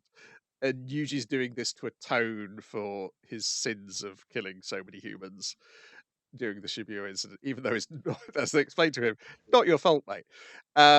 You are possessed. You chose to be possessed so you could keep a cap on this cunt. But other than that, it's not your fault that he killed a bunch of things because he's a monster. You ate those fingers to keep him locked away a little bit, at least a little bit, and he got out once. And that's not your fault. He does keep remembering to, like, even though like Mahito, he was a curse. He was like a human shaped curse. He was like the humanity's fear of itself, like manifests itself. He was evil. It was just like, yeah, if I want to kill that dude, but I felt like he wasn't. And he kind of enjoyed it as well. He kind of like, fun deserved to go. But what, like, will my criteria for that change if I keep fighting, if I keep killing things? Yeah. So the best he can do is run around Tokyo beating the shit out of monsters in big climactic fights right at the beginning of the fucking show. Meanwhile, because of Naobito Zenin dying, we've got a will to deal with and to be introduced to Naoya Zenin, the worst person in the world. I love the fact that they all kind of come in and they're all like real pieces of shit to each other in this tiny, tiny room. And the will reading is also in this tiny room. Yeah. And they're all very large guys. And it was just like, this is great. It's so awkward. Yeah, and this was the point I was like, because we mentioned it when we were doing Elusive Samurai, is that Mm. the guy who translates Elusive Samurai on Viz manga is the same guy who translated in Jujutsu Kaisen, which always had people absolutely furious in the comments week on week going, this is a bad translation. And I used to roll my eyes until I compared the manga of Elusive Samurai to the translation of the anime Elusive Samurai. I was going, oh, the sentences flow so much better in the anime than the manga translation. And I went and compared these episodes to the Jujutsu Kaisen manga. And I was like, yeah, it's the same here. The dialogue just flows so much better in this anime translation than it did in the comic. It was particularly like the bit where he's talking about Mai and Maki, and he's like, "Oh, it doesn't matter. She's got the same face and tits." And And all the complaining he's doing to this woman who's like kind of like the servant who's like hurrying after him, who's like, yes boss, you know, that because she has to, because he's her boss and fucking terrifying. So yeah, and it's just the choice of the word tits makes him seem so much more horrible than I think it was like bosom was used in the manga. And it's like, it's just the rhythm of tits just makes it seem so nastier. It makes him seem nastier, uglier, like just like he is a horrible person. So like it plays it up better. Yeah, it's all comments on the world is read out. It's just like, you know, oh yeah, like control of the clan goes to Naoya Zenin, unless unless in the event that Satoru Gojo has become like killed or incapacitated, in which case Megami Fushiguro is the head of the clan until such conditions are met later. Like even though he's been made head of the clan, he's kind of like, you know, going like getting annoyed because one of the other guys is getting the rights to the distribution of the weapons and stuff. And it's just like, I don't get everything. It's just like, yeah, you just get most things. Oh, so bad. And then he's like, wait, some fucking punk kid gets it? Fuck that. It's like not even like, you know, like that's what it is. It's like this is like the illegitimate child, you know, like the bastard gets to have all of the stuff. It's like So he just doesn't like that. Just going to get out there and start like that wrecking shit. Well, that's all he knows how to do. Let's go. I'm going to get Yuji, and I'm going to use that Megumi, and I'll get them both, and I'll inherit, and also I'll be a hero because I'm executing Yuji, who has. I'm going out for the purpose of killing Yuji. It's just like, because we all like it's perfectly legal, and if my fucking bastard brother gets caught in the crossfire, it's like, oh no, what? Oh, how could this have happened? Yeah. That's his vague plan. So he attacks Yuji and Choso. He's got like a super speed type thing. Choso's like, and there's something up with that speed. There's another part to it that I need to figure out. There's a trick, but we can't figure it out. Yeah. Yes. So Choso's like, okay, I'll fight him. Yuji, you're off, particularly because when Yuta shows up. This is when. Yeah. It's when there's one guy who's like, between the two of us, we'll figure this guy out. Oh, there's another guy, and he's really strong, and he's got a cool sword. All right, we need to get the fuck out of here. Yes. Well, it's like, I'll distract him. You run away. You run away from Yuta. I'll fight this other guy. And I love the bit, and it works particularly well in anime, where Choso is able to see 24 frames per second into the future. When Naoya thinks he's going to overwhelm him with his speed, and and I was like, that works so well in terms of as a visual thing with moving visuals. It's better because his sorcery is kind of like, it was a bit like fucking like King Crimson in JoJo for instance. This you can picture how much a lot better in the moving image that and it makes sense that like because like now he like could like take photos and it would control the world inside the photograph, so it makes sense. Obviously film techniques sorcery is passed down to the family line, and so it seems. Yeah. And meanwhile, Yuta goes ahead and kills Yuji. As we have, because it kind of opened with like the vision that Yuji was having of this fight, and then we get the actual fight, which is not quite as fantastic as the dream he had of the fight. But there's some cool bits of him like jumping through a car and grabbing a knife and shit. It's fantastic in terms of it looks great, but it's not fantastic as in the surreal nature. Yeah, it's more dream-like in the dream, obviously. Yes. Yeah. And then Choso defeats Naoya, and Nui suddenly realizes too late. Oh, hang on a second. Are you even human? Yeah, 'cause he had the I plan should of not have ingested that. yeah, he was the thing of like, all right, so this guy's using blood. Doesn't matter because I can. You can't do the rain shit on me. So and he's like, okay, so I'm gonna. I hate you. Only a wimp uses a fucking magic fucking weapon, but I'm gonna stab you with this one, which makes you bleed out. So good luck using your blood magic, idiot. And he's like, oh god, why does he have so much blood inside him? I want my blood outside my body, actually. It's like I don't need it. I only need it for killing you. It's like giant flood of blood, and I was like, that's pretty cool. It yeah. was like a comically like large. Okay, they're going to amp this up now for the TV show. So it's like, yeah, Yeah. this is fucking like fun. This do our whole shining moment there. Blood usually gets off on the third floor. So Choso defeats Nioya, but then Yuta comes and just instantly knocks Choso unconscious and goes, heals Nioya. So, okay, I'm healing you on the requirement that you go and confirm that I've killed Yuji. Look at him. I got him right here. He's totally dead. He's totally See? dead. During this, Yuji's having like a flashback to his birth, where he's hearing his grandfather and dad have a conversation, and then his mother walks in, and she's got those weird stitches on her forehead. Yeah, because the grandpa's like, don't be talking in front of the kids. You don't know what they're going to remember, kind of thing. And it's like, yeah, but it's fucked up that you had like a kid with someone other than your missus, because like she died, and she's like, did I, Dad? And he's like, whoa, what? Yeah, it's like, oh, okay, there's some more weird shit going on with that stuff. Which obviously when is the time for him to wake up, but it's like, oh, I'm not dead. Your man's like, woo, thought you were dead there for a minute from me stabbing you through the heart. Yes. That was a close one. Yeah, Woo. from me killing you, because I did kill you. Yeah, but I what you did, don't know about a my little bit. powers is I can also reverse and bring you back to life. And here's Megumi, and help us out, Yuji, because we got a problem. Kind of walked out with my sister all those years ago, and well, with this cutting game where you're going to die in 20 days if you don't participate, put me in a real bind. I should probably do something about that. So we've got to head to JUJUTSU High. It's Noritoshi Kamo's culling games is what they're calling it. I had to remind myself. Okay, well, why do you think it's him? Like he's explained that it's been set up, and we got our summoner guy coming up trying to get Yuji back into the fold. It's really funny to me that is it Choso was like listening in on the conversation the entire time. It's like, I'm here too. Like, it's constantly him popping up. It's like, I'm here. Even at the end where they're like, oh, thank God this guy's shown up. Who the fuck is this guy? Like, nobody. He acts like he's one of the main. Well, he acts like he's been in the cast the entire time, and I love that about him. Yes, it's really I good. love that, and I love him constantly going, I'm his big brother, so I've got to behave like a big brother to all my little brothers.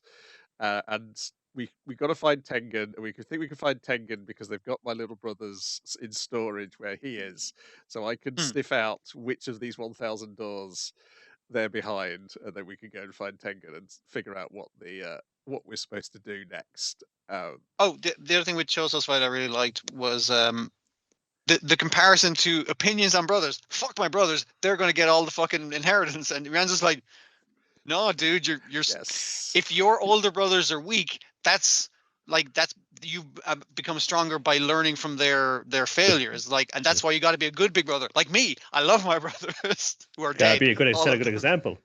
Yeah, it's just the difference of opinion, and also having too much blood is how he wins the fight. Because Yuji initially is not going to do this because he's worried about Sakuna and what could happen. But he's worried that your man's going to go down exactly the same path of like getting a lot of people killed as he did. Like, you're putting yourself in the position I put myself in, that kind of shit. Yeah. Yeah, it's learning that our third main character had died is what motivates him to join in this new quest. So they go and meet. Is it Tsukumo, the blonde-haired woman? Tsukumo, yeah. Yeah. She's kind of like running the fucking resistance or something like that in the basement here. Like, Maki is there as well. He's all mussed up. I mean, like it's the thing you're going like, I was like, I use reverse curse thing to heal you, but the scars stay. but she's tough as nails, so it This wasn't guy's going to make a difference cool. anyway. Yeah, Be no, she just cooler. looks cooler now, so it's not so bad. And they kind of every kind of just like go down into like down to the vaults and like passing by. It's like, no, we gotta keep going. And she was just like, my brothers, we will liberate you soon. They emerge in white Yes. space eventually. And it's They like, open the door, well, I guess he's not here. Yes. And then we don't get the last few pages of that chapter. We'll get them next week. At which point I I guess was like, because you want to see what's he going to say. I did "Mm." like in the outro credits thing where the guys are talking. It's like, you're not gonna like, as he greets a bunch of them, Vessel of Sakuna, that kind of thing, and one's like, you didn't fucking mention me by name, you didn't say hi to me, and it's just like, yeah, that's kind of fun. And Yeah, the Sensei doesn't want to talk to us. No, it doesn't want to talk to you specifically. Fun. So what the Yeah, fuck did yeah. I do? and then next week it'll be about the culling game, where we should meet the guy who they've given loads of time in the opening to, because they clearly know he's the best character. From Yeah, this definitely point out. correct. That's right. They figured that out. I'm glad they know that going in Oh, now. So I mean, they I can. love that opening so much because of knowing where it's going is such a good opening. Yeah. Such a good opening, knowing where it's going. They also display the culling game rules in like flashes on the screen that you have to pause to fucking read. Well, they have it all like all the rules, but then it's Yes. just like rattle through point saying, look, you join in, blast this long. Okay, fun. It's a point system. Kill someone to get points. Fucking, if you don't, when you die, it kind of just goes through like, here's all the list of rules. Basically, here's what you need to know. These like 7 words. It's like that's all you need to know what the rules are. Here you go, all set. One of the main things, besides like, it's like regular people are worth 1, sorcerers are worth 5. If you don't participate or gain points, you lose your sorcery, which means you're kind of fucked. Well, it's implied that like that will kill you. Yeah. Well, your sorcery is tied to your brain, and it's like, well, by moving your dick, we're going to remove your brain, as if we're going to fucking cut your head off at the very least. Yeah, but there's the only, if you gain 100 points besides the 1 point you start with, you can make a new rule as long as it doesn't interfere with the other rules. You can't remove a rule, but there's no, and as long as it continues the game is the other thing. But there's no rules for fucking ending the game. That's one of the things you should notice on that fucking thing. There's no like, and whoever gets to this score wins the game. It's like, no, the game keeps going, basically. They leave the 8 main rules up for a decent amount of time. It's then the point scoring is they rush. That's the bit they rush through. Yeah, that is the issue, is that it is really some reverse battle royale type nonsense from TNA where the rules are kind of overly complicated. But and I gotta get forgotten about sometimes. Because we'll see in full flow like it's going to be like a parade of like sorcerers coming out of the woodwork here with wacky powers. Yeah, it's where it goes full on Hunter. It is, and I think you got to set it up in a framework. It is fair that it falls apart because our heroes are going in with the intention to break the game. So yeah, they're not trying to participate because they know it sucks. Like, basically, it's gonna awaken a bunch of sorcerers. It's gonna revive a bunch of fucking sorcerers. Like, specifically, once that happens, you're automatically in the game, kind of thing. Yeah. Well, like I gave the anime fighting tournament, there's usually a smoke screen for something else, so you just need to enter into that. There's never a final fight. It's almost like interrupted by the real villain showing up and doing their real plan in lieu of the final. But the best part of it is it introduces a whole load of new weirdos, and because it's the weirdos are the highlight for sure. And because it smashes the school setting we've been in so far, it allows for a greater assortment of weirdos.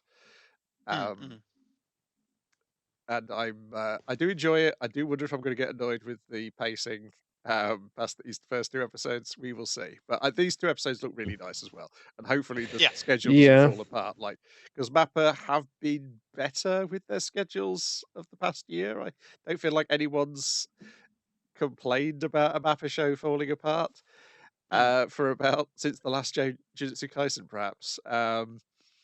We will see. They've been doing a number of things for Netflix, which they have certain demands that must be met. So maybe they've gotten that's probably straighten up a bit. Maybe there's things that has been learned from that.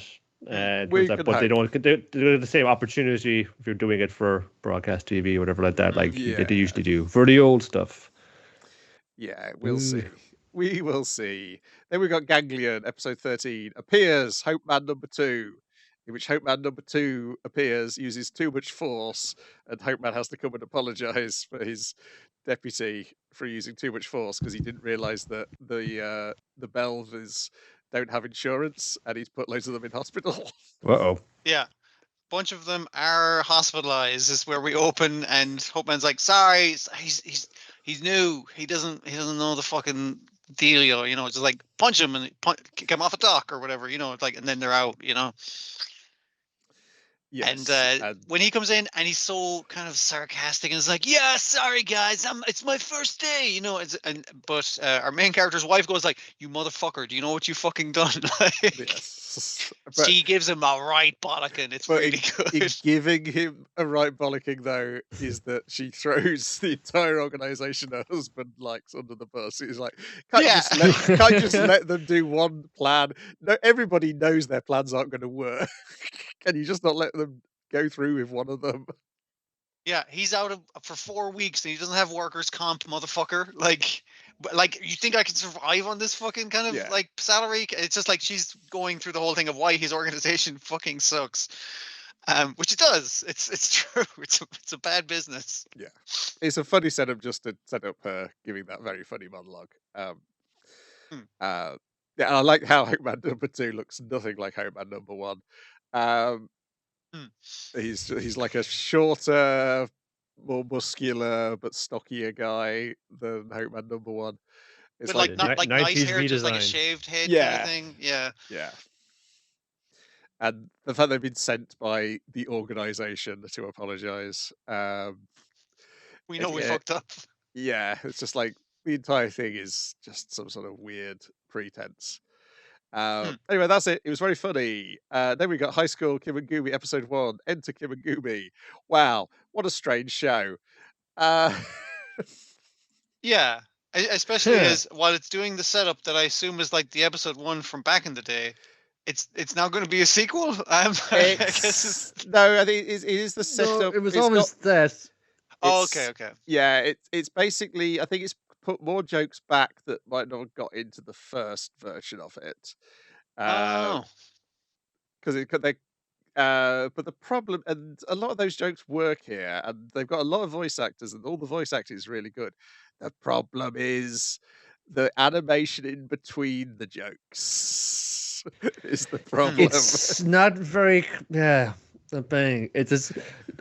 I just had this pervading sense of like for the whole episode. It's like, well, if like I know it's called High School Kimengumi, so it's just like, you know, it's this middle school thing. There's like the thousand kind of backstory for and say no, it's going to be the whole thing, and it's just you're all going to go to the same school anyway. It's just start in the high school and work from there. Like, Yeah, why I is think it they- have I why have this whole thing where everyone knew each other from back in the day? Like, you could just always infer that. We've established Yeah. that all these gangs are pre-existing. I And it's feel still like like such a five waste of people. goddamn time. Just like just jump straight to the Yes. fucking start of the thing and get on with I it. We'll f- we'll pick it up. Don't worry. Yeah, I feel like, I mean, I think they do that. I think they eliminate the gag at the end in the original. I think they are just all in high school to begin with. From what I could be wrong, I Right. could be misremembering. What the very funny thing is to me is that the final joke of the graduating high school, and then the high school they're being sent to is closed. So they've merged the high school with the junior high school. So you're all going to still be at the same school.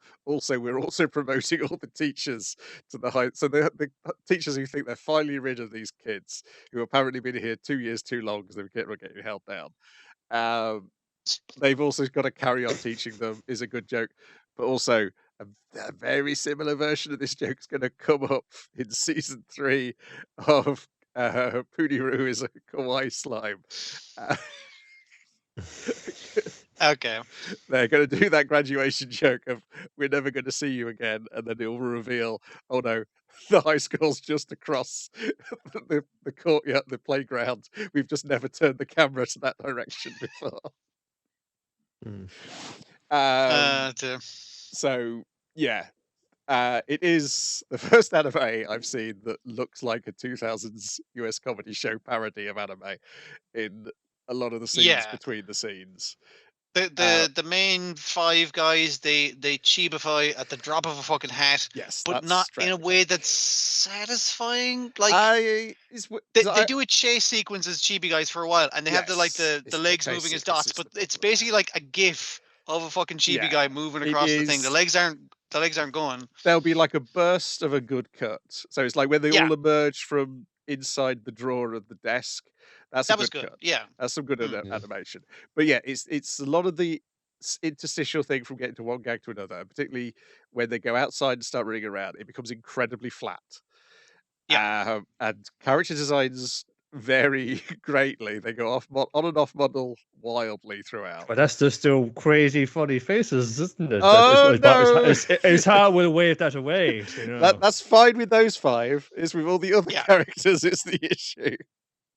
The voice acting, they kept. They're really relying on Tomokazu Seki to kind of like, get some energy into this man. Fun, give it fucking 90 there, will you? Fun. Yes. Yep, I'm gonna fucking give it Tomokazu Seki fucking high energy all the time. Yeah, it's a weird thing where I was like, I'm laughing at this show while still going, this is bad, even while I'm laughing at it. Which is an impressive thing to do. I guess we'll see if you continue to enjoy it. Then it's probably fine. I'm not you're just done straight away. Okay, just making sure. All right. No, well, I mean, I said that about Haybot. So I was thinking about giving it kind of one more like this, like one just to kind of see, because this is this. Well, it's not like the greatest introduction, because it just feels like a big fucking waste of time. It's like if they're actually getting into the meat of it, might have pick up, but I don't know. I think it's always going to be a big fucking waste of time. The thing the original I like more, because the original does the thing of I guess she's the main character really. Kawaii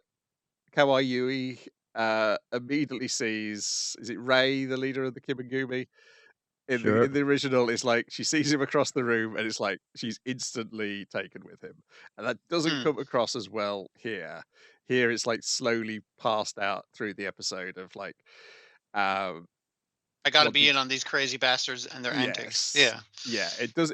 That's the bit which does not come across as well as in the original. It feels like a proper rom-com where you're like, it's fun because she's immediately, it's love at first sight with a guy who's got no eyebrows. So the details of like their weirdness comes across better here, I think, than it did in the original. Perhaps because there's jokes they were allowed to put in 2026 that they weren't allowed to put in the mid 80s. Like the horny jokes, or no? They had horny jokes in the 80s. No, there's not that many horny jokes in this. No, not the same. There's a couple, but yeah. And I like the idea of like all these school gangs. It does feel like they spent all their money on voice actors and hadn't got anything left over for the animation. But here's what I looked. I looked up. I was like, "Who's making this?" And the director is not an anime director. He is mainly known for music videos.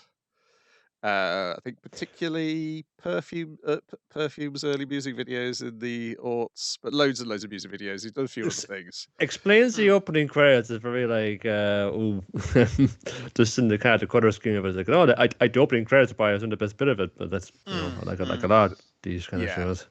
I think the animation stuff he's done before was for music videos with Gonzo, from what I was looking at his Wikipedia, and of course the studio is Seven, who are mainly known for pornography.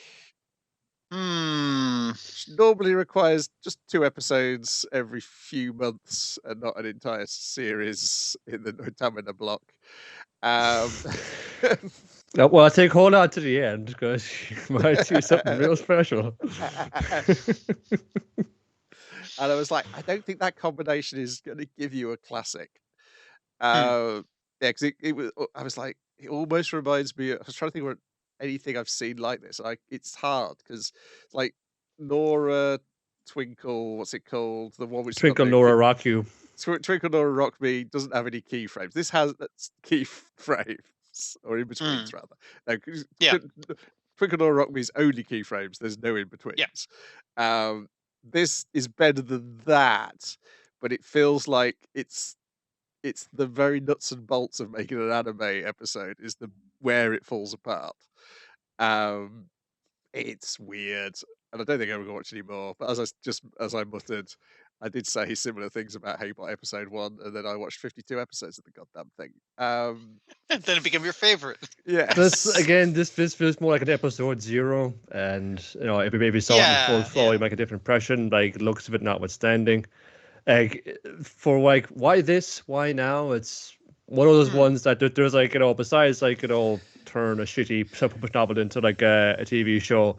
We gotta find some 2-bit studio who's usually only like doing like the support things. Now we got kicked up doing a whole fucking like a TV show suddenly. There's that whole thing. But also like we're like going back and getting these on the cheaper or that, or maybe some of them can't pick it up, but like go and getting Yaiba, we're going getting Ranma, we're going getting all this like kind of stuff from like the turn of the 90s. Now I'm getting that like again, and it's like this got hoovered up in the same sort of like movement for that, I think. And it's like we gotta find somebody to animate this. So who's available? Who we got?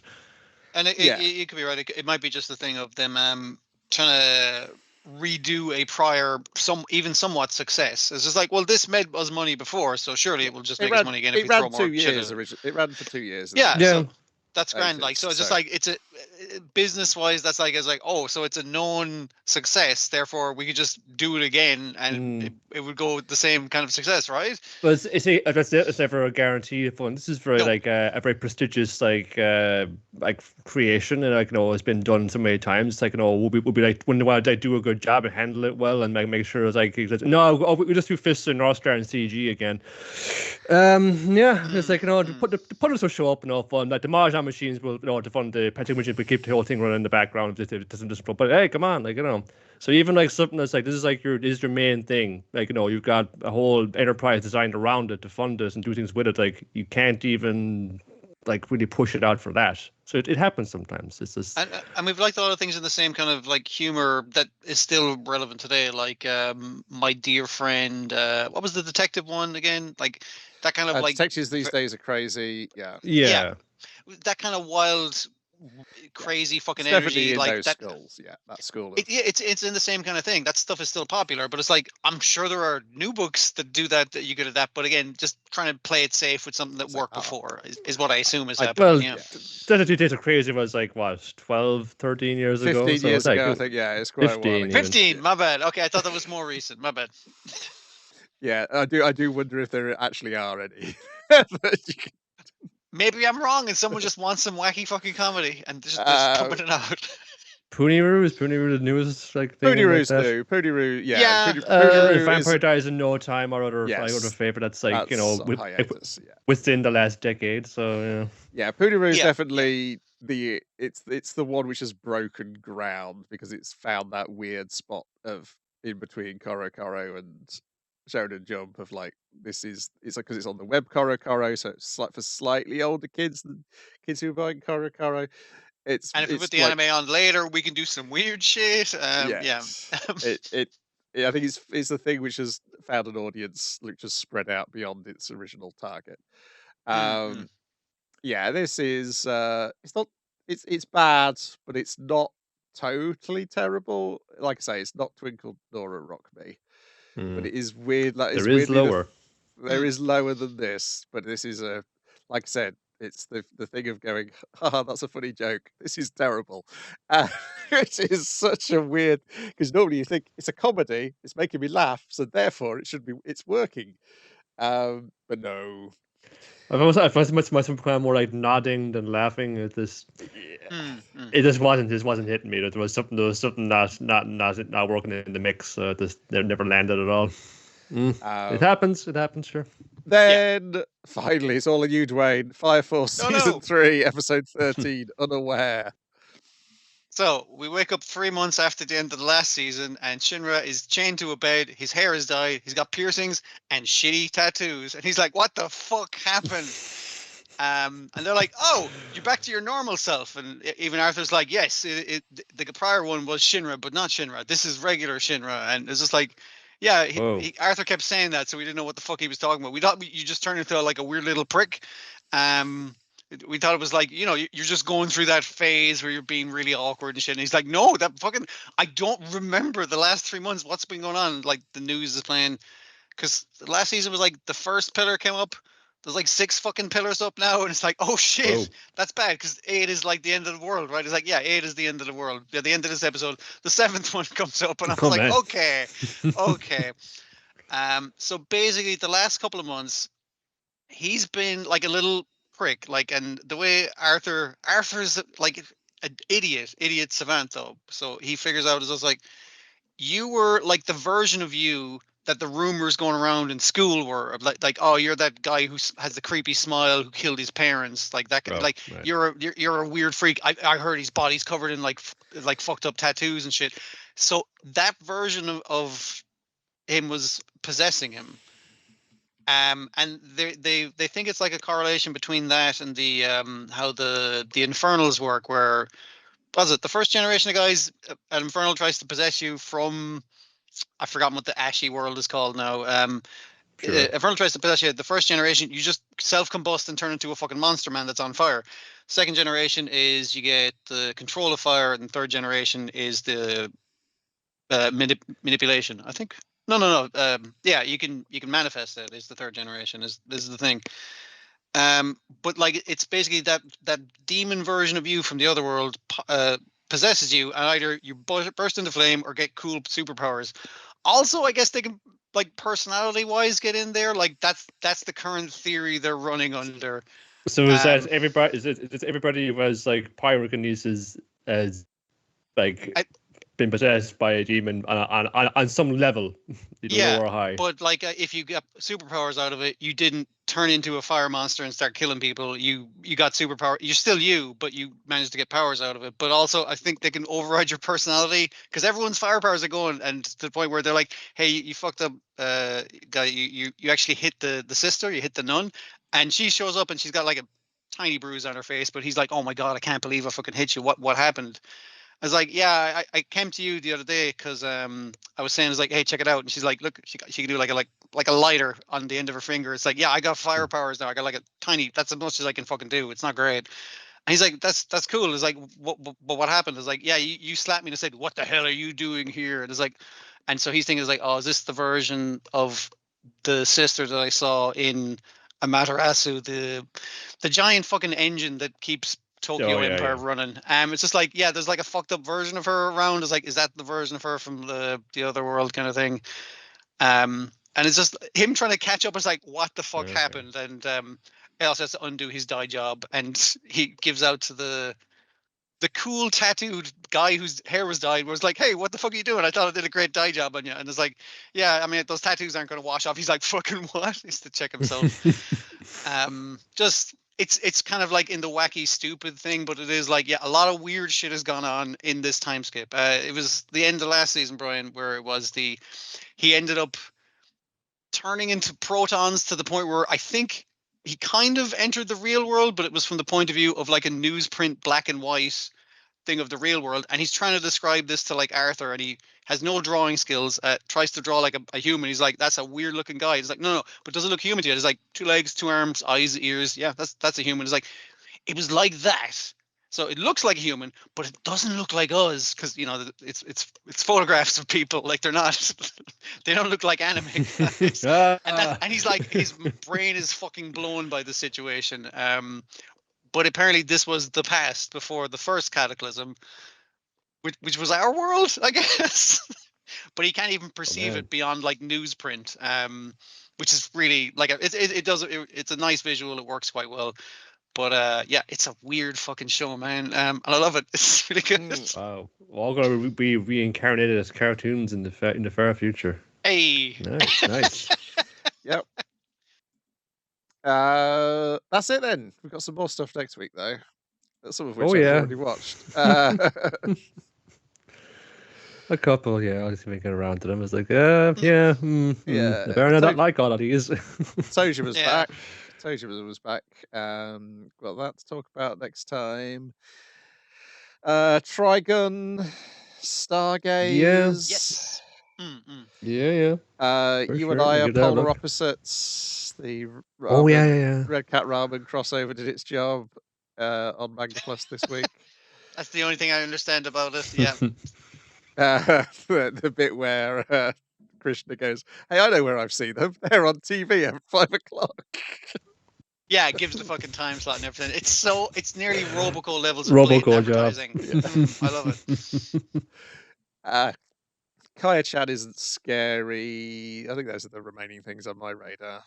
I'm sure there's other things. Sorry, there's the Netflix thing as well. Low to a Prism. That's it. That's the one. There was Journal with Witch because that's like meant to be the prestige like TV series this season. Yeah, I guess I should have watched that instead of Kimengumi. You had to know. You had to know. I did. They got funny. They promised funny faces, and they certainly delivered that. I'm curious about Trigun Stargaze, even though I didn't like the last one. But it's going to be a bit better because there's probably a bit more going on. This is like it kind of lines up. This I suppose the Trigun maximum of part of the story for this version of Trigun. So it's like, that's what really kicked off, and you got a succession of like cowboy assassins like out to get Vash for some reason. So more of those, pretty good. And everyone's like, "Oh, it's I'm bringing back all the original like characters or most from the things." You got Millie Thompson. Everyone loves her. She's pretty great. Everyone wants her in it. So yeah, it feels like this is going to be like more on form. But I still want to see what it does like in its own way with this setting with those people. Oh, you got Hell's Paradise season 2, but I stopped watching season 1. So I forgot that was out. Yeah. You weren't watching Yokai, were you? Because that's back as well. No, I was. I don't know where I was. I think I was through the middle of the second series on there. I think. Then I just never got back around to it. I think I got more like volumes of Kaguya to read or something like that, and it's like, oh yeah, no, I did. I like the writing in here. Yeah, it's better. But yeah, I think you and I are polar opposites, and Love is a Prism are the two main things I'm interested in. Check it out next week. Obviously, Kimengumi will be gone, and we'll have one less JUJUTSU Kaisen, so I think that's manageable. And no Detective Conan. For now. That's just a special bonus treat. So that's it for this week. We'll be back more with next time. I did watch a little bit of Demon King's Daughter is Too Kind. I got halfway through that and thought this is too sweet and not funny. Saccharine. It's not saccharine. It's just nice but not funny, and it's a which is like because the joke is the dad's like, I'm the Demon King from like a Dragon Quest game, and I'm taking over this fantasy world, and I want my daughter to inherit it, but she's too nice, and so I'm going to get one of my generals to train her to be mean. And the general's like, yeah, the reason why she's nice is because you dote on her all the time, and spoiler. And then she just goes around being nice, as best I can tell from the first half of the episode. And I assume that will progress. Everything. That'll be what happens every episode. It is just the best bits, I think, are just her befriending animals, and then each time it cuts, she's befriended more animals. You don't see how she befriended them. There's just more and more animals surrounding her each time. I think that's the best joke in it. As a neck. Yeah. But yeah, it did not have sustained comic invention for me. But if you just like nice things, that is definitely a nice thing. Feels completely inoffensive, which is probably for the best. Because I'm fairly certain you can tell that story in a very offensive manner. Righty-ho. Maybe they will. Let's find out next week. Big old twist. Right, let's wrap all this up. Ta-ra for now. Bye. Later. That's the wrong button, Brian. That's the right button.